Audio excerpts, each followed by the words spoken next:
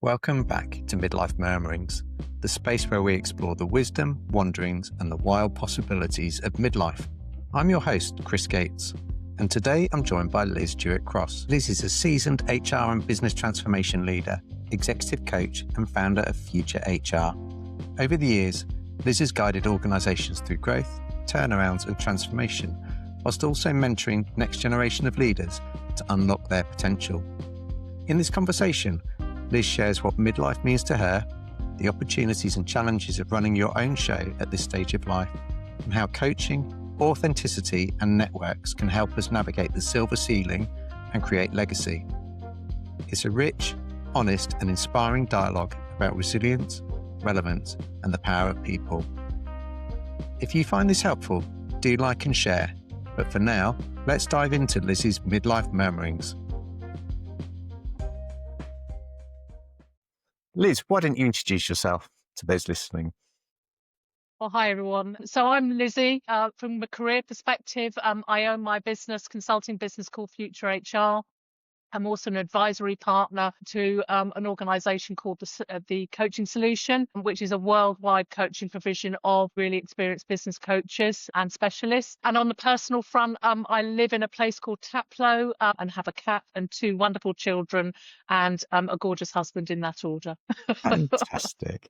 Fantastic. And you and I first came across each other a few years ago, back in retail world, right? I'm probably best known over the last sort of 20 or so years as a fractional HR and business transformation director. So often going in to help businesses that are either refreshing their strategies, going through a lot of change, and that might be associated with growth and expansion, international development, or also I've sort of helped a number of turnarounds successfully. And now I also divide my time in coaching as well. So I do project consulting, advisory, and also executive coaching and mentoring. That people theme, I've seen it both in terms of our interactions and also the way that you show up in the world. And I know we're looking forward to exploring both what it means for you to be in midlife and also the many midlife people you've worked with as well. So let's start with the opening question. What does midlife mean to you? Well, when I was sort of looking at that question and thinking about, oh my God, how do I answer it? I think the first thing that really came to mind was, blimey, how on earth did I get here? And why am I even having a conversation about midlife? And I've been in total denial. I don't feel as if I'm a midlifer, but I definitely am. I've just turned 61, in fact. So I'm definitely, firmly in that category. It's something where you suddenly reflect back and think, oh my goodness, how fast has that gone? And as you also think about what you want the next stage of your life to be, both in work and play and life and relationships, I feel more confident about what I am, who I am. I can reflect back and think, well, what have I achieved and what have I learned and what might I do differently next time if my time came round again? There's always learnings. And I think it's about sort of how assured I think you feel that you are in supporting others and more confident in your skin. And I think that's really, really important, because I think for business, you feel more confident and I think authentic in what you are and what your raison d'etre is. And I think that you're clearer on what you can do and what you're great at, and also what you're not so great at or what you'd love to not, do and avoid sort of in the future. So I think midlife is a number of things in that way. And I think also sort of financially for many people, and I'm lucky, to be in this category, that you sort of get to a point where you're no longer beholden to your mortgage. And actually, I think that sometimes that also releases you in a way where you can be authentic, that you feel that you can be honest and more authentic to how you advise people, how you support people, also how you kick things into touch in a way that sometimes I think when you're in the middle of, going through your life and managing kids, managing work, trying to be all things to all men, you perhaps, are steering too much and having to sort of second guess and think about what other people want from you, where I think there's more balance at this stage of my life for me. And I hope that sort of plays out in terms of the quality of how I support other people. I love that, Liz. There's authenticity, there's balance, there's joy, there's confidence. It's a really powerful time. Now, I know as part of this season of life, you've started something new. Tell me about your ambition and how that played out and how you made that transition into starting a new venture? For about 20 plus years, I've operated partly under my own consulting business. And at different parts, that's either been a sort of sideline and a sort of side hustle to perhaps a main job, or at certain intervals, it's become more dominant. And I think I made a conscious effort over the last 18 months, in particular over the last year. I made a conscious effort, partly because of market conditions, but also, hugely and essentially because this is what I wanted to do, was to sort of shift more into that sort of portfolio consulting, advisory, and coaching. I love work. I love the variety of working on different things. I get bored if I'm only just on one thing, and so actually having that sort of business and working in that way sort of suits me. I really enjoy it. And that's what I've developed. And I think you have to be prepared to play the long game on it, especially in the current market conditions. You have to sort of think about what's your proposition. Is that really useful to business? What can I develop and what can I really, really focus on that will be valuable to help others and to help businesses flourish? My strap line under my business of future HR is accelerating performance through people.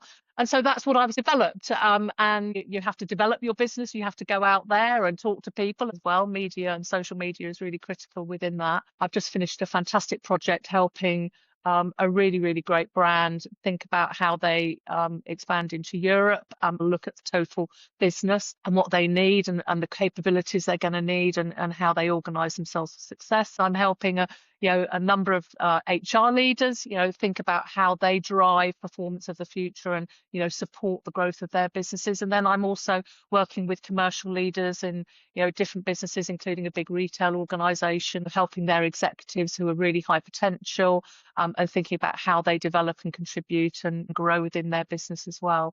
So it's really varied and I love it. Excellent. And midlife, as a midlifer, it's an interesting time, isn't it? Midlife. One of our other guests talked about a crescendo of life coming together. What are some of the sort of unique challenges and opportunities you see running your own show, but whilst in midlife? I think the opportunity is that I've never been more experienced. I've never had more experience. I've never been able to contribute more. I've never been clearer in how I want to do that. And I've also never been more flexible in how I do that. The kids are grown up. I've got a great husband who, has always supported me throughout my entire career and has played a lead role with the kids to, give me the capacity to do that as well. I've never been in a better place to help and contribute in all kinds of ways. I think the challenge is that you have to be prepared to play the long game. I'm developing a business. Therefore, financially, it's probably the weakest time because you're growing something new and you have to develop that. And so it doesn't come, just overnight. It's not for everybody, but I think the enjoyment I get out of it, I'm actually learning how enjoyable it is to just network like crazy, reconnect with some great people I've known over 20 or more years that can continue to be fabulous business allies and friends. I couldn't do it without that friendship and that support. And every now and again, when you kind of think, is this worth it? Then somebody goes, oh, this is really great, Liz. And they just uplift you. And so I'm really, really fortunate. I think this year has been one of my most enjoyable years ever throughout my career. And I've had some great years. But you have to put the investment in. You have to have a bit of faith in yourself. You have to be able to surround yourself with people that can also lift you up in days where you think, oh, is it all worth it?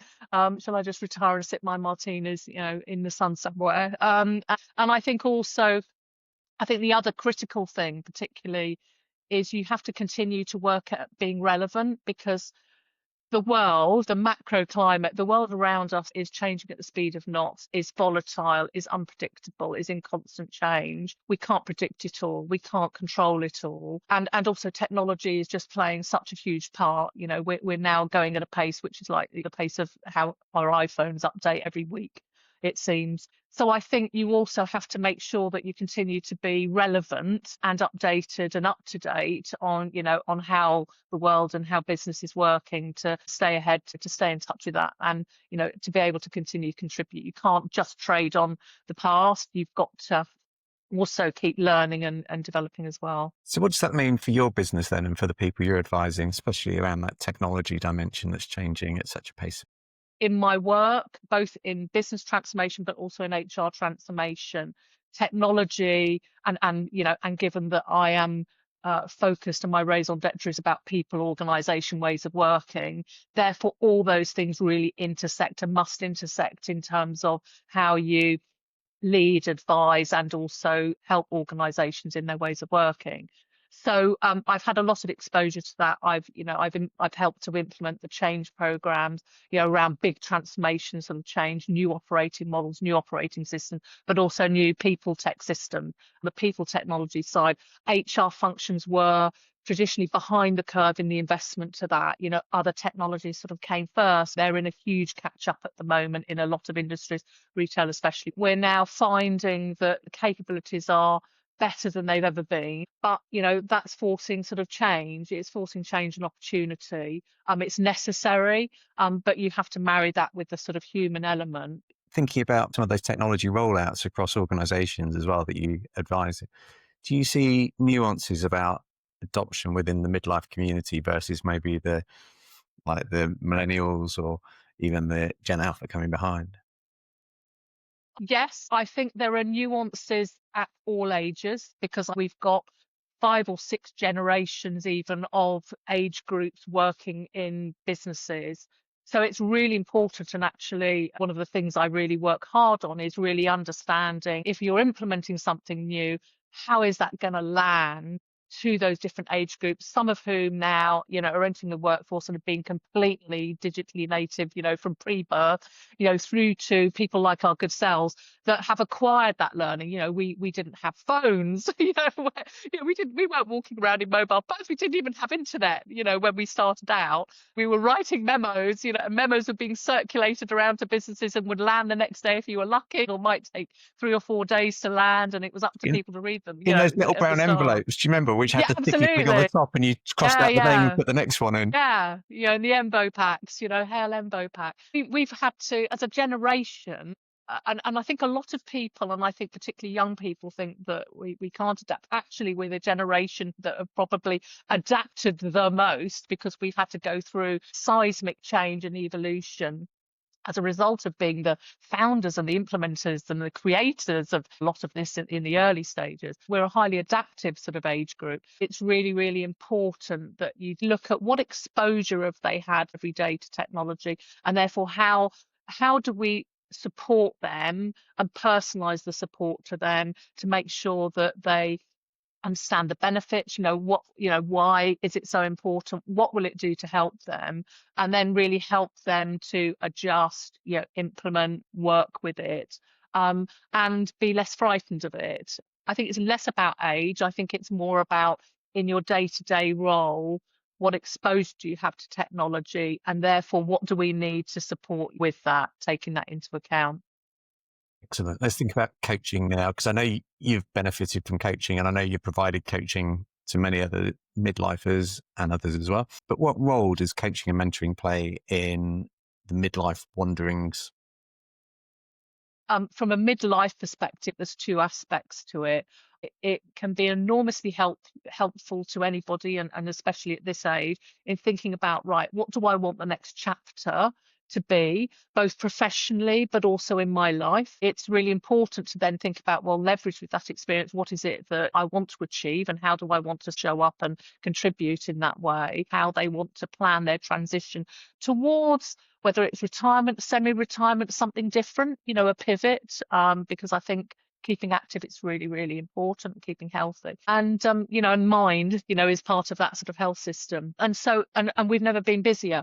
It has a huge value as a critical friend, as a critical thinker, as a planner, to help you plan, to help you get clarity. And, and is proving to be enormously valuable in business. I think it also helps you to sort of set up with your organization, how do I want to transfer my learning? How do I want to transfer my knowledge? How do I ensure that actually, if I do want to sort of start easing off the pedal, how do I do that over a period of time? And how do I, transfer that knowledge so that actually from a business perspective, they've got continuity, there's good friendship. It's not just everything falls off a cliff because one day I'm here and one day I'm not. And for them, one day Liz is here, one day she's not. So how do we sort of cope? So I think there's a real opportunity, and I think there's a bigger opportunity actually at midlife to sort of look, how do you sort of, achieve that transition and approach it in a thoughtful way rather than just, here today, not tomorrow, from a business perspective. It's really helpful. And I think that thing of how to pass on and how to create the legacy and how to empower the next is a really important part of midlife. And the concept of the elder in the firm as well. How do we use the knowledge and the wisdom? And you talked about that for yourself, that this is a period of life where you have never had as much wisdom and experience as you have today. In that guise though, do you, either for yourself or in the people you've worked with, have you come across the silver ceiling as you've been Yeah. thinking, working? Um, you do come across the silver ceiling. I also hate to say it, I think also as a woman, we've endured ceilings of all kinds. And so I think you do get to a bit of a silver ceiling. But there's ceilings in every aspect of life. There's also real challenges for graduates that are getting into, their first job at the moment. There are challenges and difficulties at every level. The part of that is life. The things that we can do and are doing to improve that and to try and improve it. If you limit it or think of that, then you will be limited. If you sit and think, well, actually, what do I want to achieve? What can I contribute? How can I pivot? At the moment, for example, especially across the industries that I've had most experience in, including retail, hospitality, consumer related businesses and beyond. Right now, it's really tough. Right now, businesses are pulling their waist in, and we are suffering at the hands of policies and approaches that are really challenging, that aren't helping businesses to grow right now. I think the difficulty, part of what's contributing to that ceiling, is that we have never been more experienced. We've probably never been paid more because we've developed. So I think the challenge is that if we're senior executives, we might be quite expensive senior executives because we've got the most experience to offer, and therefore that comes at a cost. And so sometimes that can also influence how people sit and think about age, experience, what do I need today? And I think that if we kind of just pivot that thought for a moment, actually, on a full-time basis right now, I might be too experienced or just not affordable all the time, every time for certain businesses. But, because they're holding their waist in, they're drawing in costs. And so they're going to have a smaller core nucleus of expertise, but that can be supplemented with expertise that can come in more flexibly or part-time or fractional or consulting or coaching, and grow the next generations of business people, because we have to think about what am I doing to support that next generation, but how can I do that flexibly and in a way that brings a value, whilst equally I've got to sort of think about doing that in a different way. But it's a long answer really by saying yes, there are aspects of silver ceiling. Of course there will always be people that are more ignorant than others. I think there's some really good practical advice in there, because there's many people finding themselves have been headhunted and multiple times and promoted and all the rest of it. And then at some point in their 50-ish find themselves maybe unexpectedly on the job market. And it doesn't look like it did 4 or 5 years ago last time someone came and buttered me up and paid me a lot of money and told me how wonderful I was. Absolutely. You're absolutely right. And I think at the moment there is a problem, there is a challenge where there is probably an extraordinary level of 50-somethings that suddenly are finding themselves out of work through businesses having to reorganize and reduce costs and so on. Certainly my experience is that the balance of who's out of work, it seems to be, in that 50-something. This year alone, obviously coaching has been central to part of my support, but I've also pro bono, free of charge, supported and looked and helped. Actually, it's approaching 150 people now. So it's even last week it was 10 more people sort of that I gave time to over and above sort of my day-to-day work. And I think there are some common threads. Disproportionately, the number of people that I've helped have been women. quite a lot of people that are emerging at this age, sometimes in the most senior executive roles as well, not just, at a more sort of junior level, where they've emerged, and they've never had to apply for a job before. They've always been headhunted. They perhaps, not even had to interview in the same way that you have to today. They haven't had to deal with CVs. They haven't had to cope with AI. They haven't faced a situation where now, if recruiters are going out to say, I've got a job, it is really, really not unusual today. In fact, I was talking to two more, last week, where you will expect, 300 plus applications in for single roles. And so it's a real challenge. They've got a big job in how they sort of sift that through. So many conversations of people will say, I know I've got all of the experience that they wrote and asked for. In fact, I've got more experience. And in some cases, they have got to interview. Sometimes they've had conversations say, well, actually, you're over experienced for what we want. So, we can't win. You have to persevere. What's absolutely critical is, going back to, you've got to be clear on what you offer, clear on how you can add value. You've got to articulate that clearly. You've got to go out and tell your story. You've also got to be flexible and more agile than ever before, and perhaps think about the employment market a little bit differently as you become more mature. And it comes, my business and what I've been doing, it's been a slower burn than I would have loved, but actually I've enjoyed every minute, and it's coming together. It is coming. And so in whatever you're trying to do, in how you're trying to do it, you've got to have some patience at the moment and resilience. And also financially, you've got to really think about, how you make sure that you're, managing that.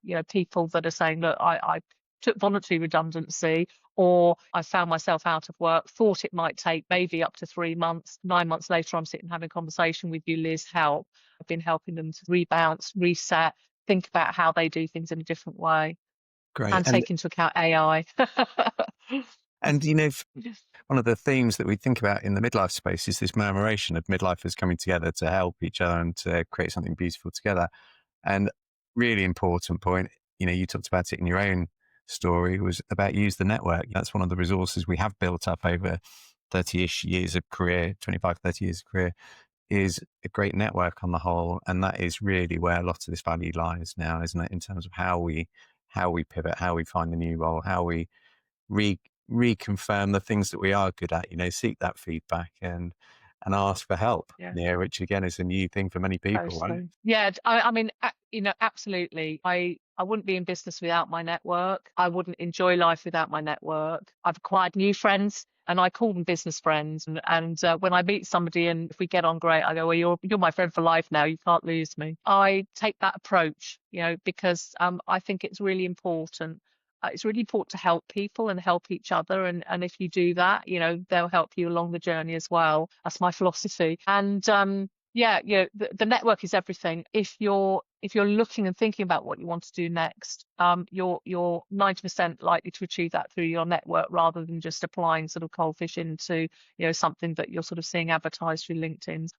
So it's that has a value, but it's really, really important. But also it just keeps you in check, and also it gives you that support. It's not just your network to achieve things, it's also the support when you need that as well. And I've got some fabulous friends and people that have just been my compass throughout my life and continue to be. And they probably, some of them don't even realise, but they just uplift me.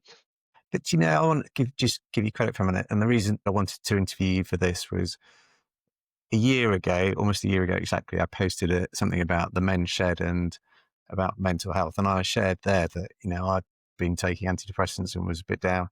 And you sent me the loveliest note, which picked me up and encouraged me and just made me feel seen and heard, which was gorgeous. And just that encouragement for those listening, is there someone that you can actually proactively step out? We hadn't met since 25 years previous, when we were at New Look down in Weymouth. And just to hear that just made a huge difference for me. And I think there's that shared responsibility for each other as we look out into our worlds, whether it's IRL or online. How do we just make a difference for other people? And don't assume that somebody else is doing it, just do it yourself.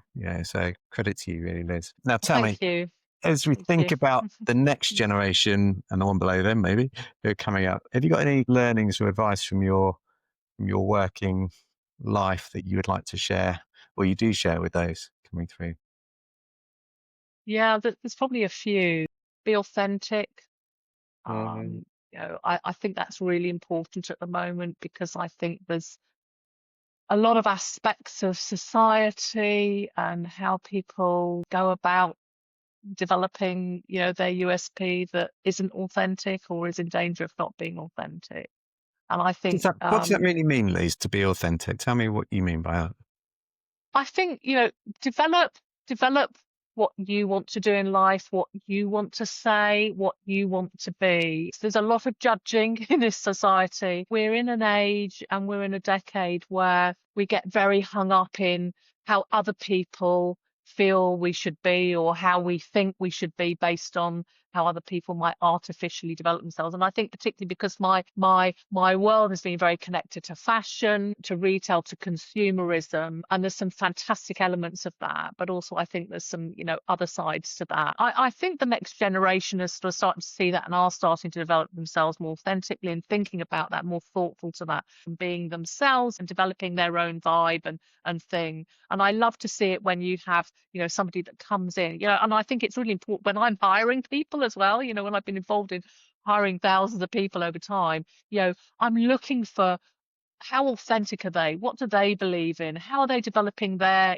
personality, their contribution, rather than how they're modeling themselves on, the next best thing that's on social media or, what's the next surgical, aspect that I've got to have to sort of fill my face, which just, is. So I think that there's a piece about authenticity, what you want to do in life and how you show up and also how you support each other. I think my second thing would be to say, please balance and pick up the phone to people. Try and reduce all of this, and we're all, we're all bad at it. I am too. But I think try and control the 24/7ness of, just constant texting, WhatsApping, everything. And actually instead just think about how you invest time in picking up the phone, having a conversation in life as well as in business. I think, at the moment business becomes slower and it's more difficult if all you're doing is avoiding having conversations with people to make decisions, to show up, to do your work. It complicates it. And especially in my type of work, misunderstandings are created because of the way people are not communicating directly with each other all the time. And and it affects, it affects performance, it affects culture, it affects so many things. Just try and pick up the phone and talk to people. It's really, really important. And also I would say try and get balance. If you are in an office related job, and I've counseled a lot of people in this, I've also, helped some people that have just got into this habit of wanting to work from home and be at home and actually not even wanting to go out and socialize. Everything revolves around the computer, the phone, their friends are digital, rather than actually, turning up. And we do have a problem. I think we've got a pandemic with this, in another sense. So I think just look, try and get into the office, try and sort of create that social hub, create friendships, learn, just mix with each other, spend time with each other. It's so important. I think if I may, just 2 minutes on a slightly connected point to that, and I think some people will know, some people won't.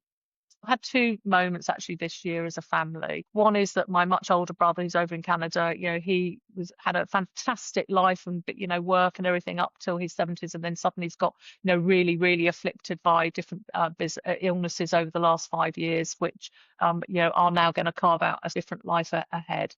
And so I've been spending a lot of time in between sort of work this year, sort of helping him.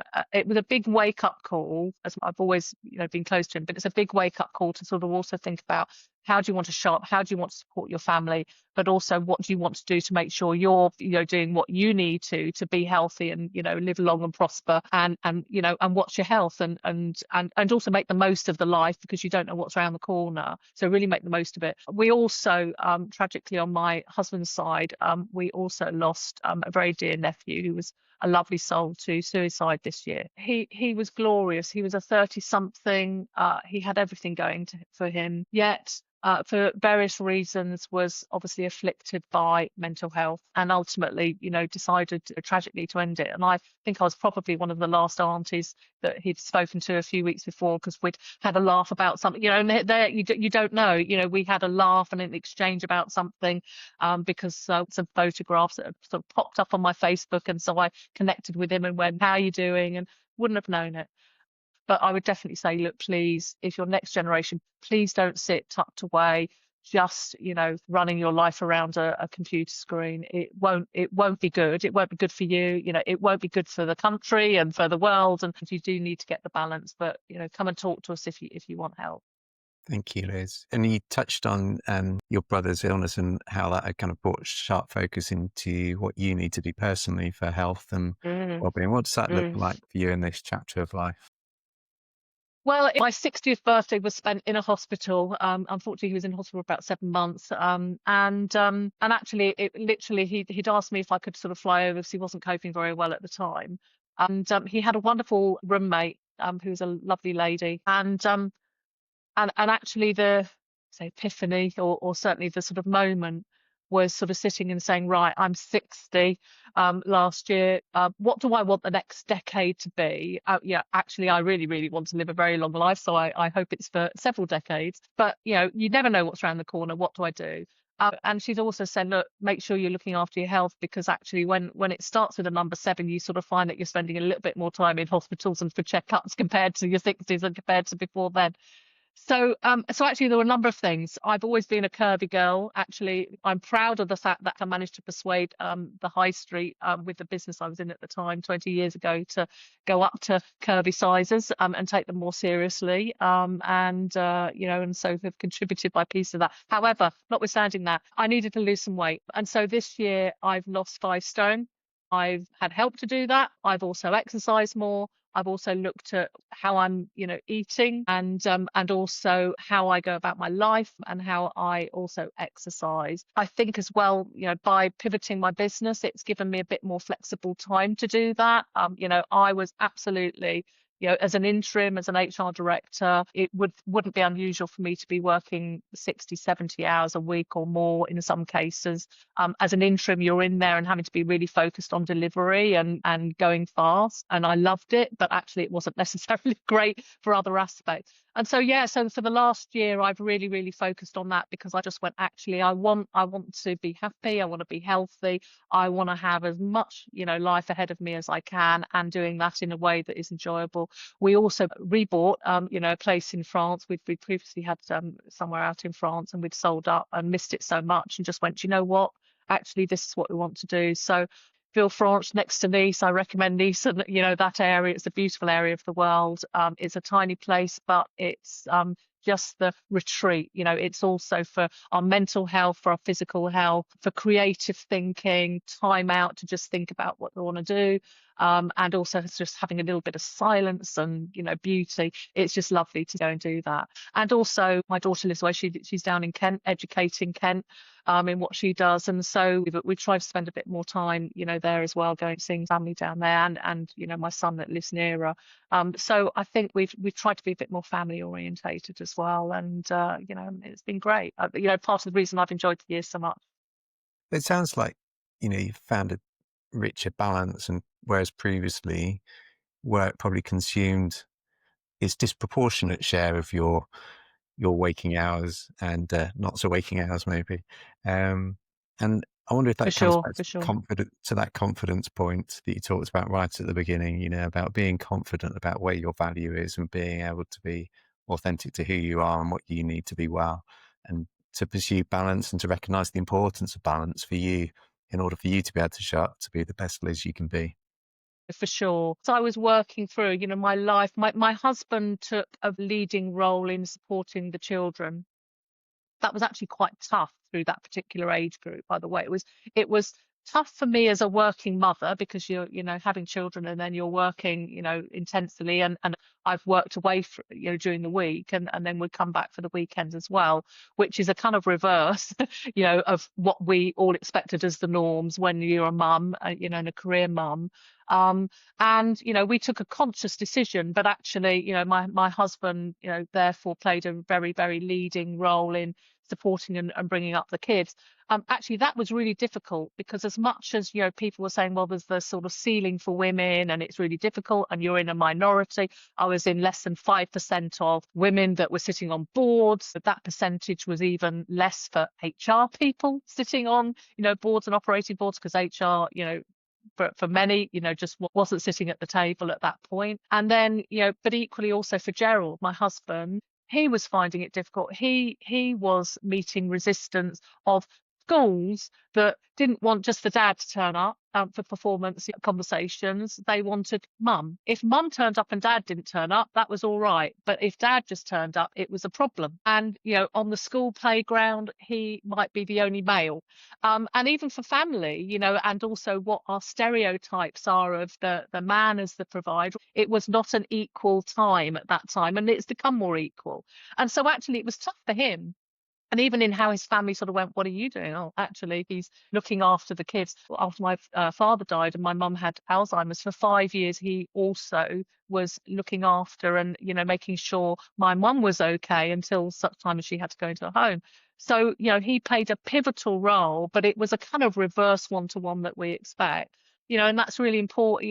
It's important to state that, because I think equity is also about the other side of that balance as well. But yeah, and I think now, I can look back on that and go, okay, we had some fantastic times. We got through some challenges. And we've made it through. But if I can, part of that advice is just try and find the balance, or try and find some joy. If you can't find balance, and and it's not always possible to do that. And when you're career orientated, you're racing for that goal, or you want to do the next thing, is at least try and make sure that you find your joy, so that actually that at certain points, even if it's 24/7 for a period of time, that there will certain intervals where you create your joy in the middle of that, to just relax, have fun, create joy together and for yourself, so that actually that's sustainable for your life. You emerge out of it married, intact, healthy, enjoying yourself, and enjoying the world and your friendships. Fantastic.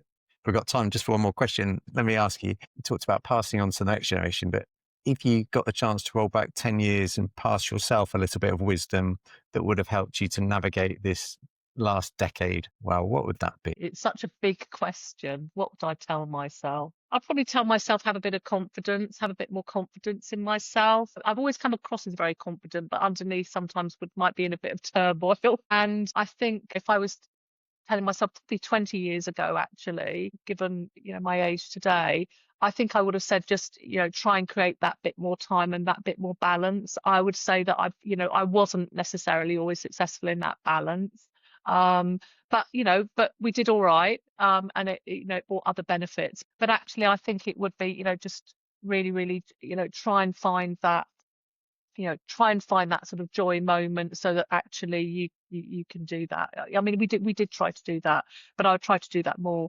And I think I would also sort of also say to myself, look, don't worry. I mean, I've always been quite principled. I think people have always felt that they could come to me if there was a problem. And when you're in HR, sometimes those problems are big. They've always felt they could come to me, trust me, and that I was somebody that would get something sorted, and that I knew the difference between right and wrong, and I was straight and direct, and I would deal with it. So I've always been that sort of person. But you take risks sometimes when you're sort of navigating that. And I think I would probably just tell myself, don't worry. Actually, you're gonna be fine. Just carry on, keep calm, carry on, and just have some confidence. And also, I think when you meet resistance, just stay resilient to it. Stay that. Sometimes it could affect me. I think particularly if you're for me, if you're encountering sort of somebody that's not necessarily a very nice person, and then sort of for whatever reason, just trying to get underneath the bonnet of how you dealt with that. And I would just tell myself, look, just stay confident, you're doing the right thing, and carry on. Brilliant. I hope that makes sense. It does. Thank you so much for sharing your midlife murmurings, Lizzie. Oh, That's an thank you. absolute Thank you. joy. Thank you. I'll put in the show notes where people can connect with you and find your social media stuff. It'll But be thank you fantastic. for your wisdom, your experiences, your honesty, and your laughs as well. That's been a joy. Thank you. Yeah. Thank you very much. And you take care, Chris. Thank you.